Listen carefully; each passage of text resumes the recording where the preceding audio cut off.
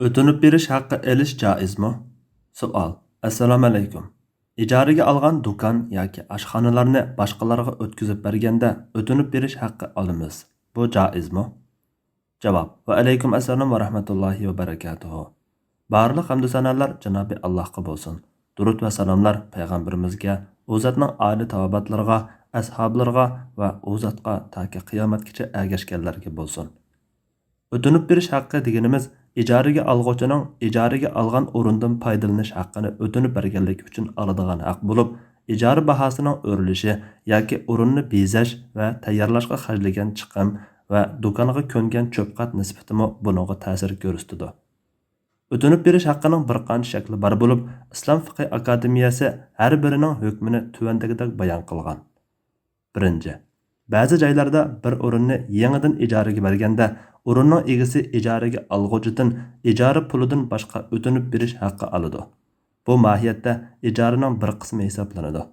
Bu durust bo'ladi. Yenishib ketgan ahvolda bu pulga ijara haqqi ahkomlari ijro qilinadi va ijara pul bilan birga qaytariladi. Ikkinchi, ijaraga berilgan o'rinning egasi ijara muddati to'shmasda qolgan muddatda o'rinni bo'shatib berish uchun ijaraga olg'uchiga pul berishga kelishsa joiz bo'ladi. Chunki bu ijaraga olg'uchining o'z roziligi bilan u o'rindan qolgan muddatda foydalanishdan voz kechish uchun olgan to'lamdan iborat. Ammo ijara muddati to'shib, burunqi to'xtamda o'zligidan yangilanadi deb to'xtamlashmagan yoki to'xtam yangilanmagan taqdirda ijaraga olg'uchi o'tinib berish haqqi olsa halol bo'lmaydi. Chunki muddat to'shqandan keyin o'rinning egasi o'z mulkiga haqliq.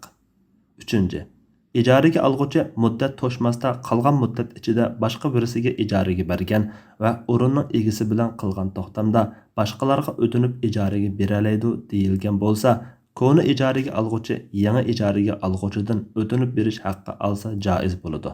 Buningda yana shariatga uyg'un ijro qilinayotgan qonunlarga rioya qilinish kerak. Chunki ba'zi qonunlarda egasining roziliqisiz ijaraga olg'uchi boshqa birisiga ijaraga berolmaydi ham o'tinib berish haqqi ololmaydi.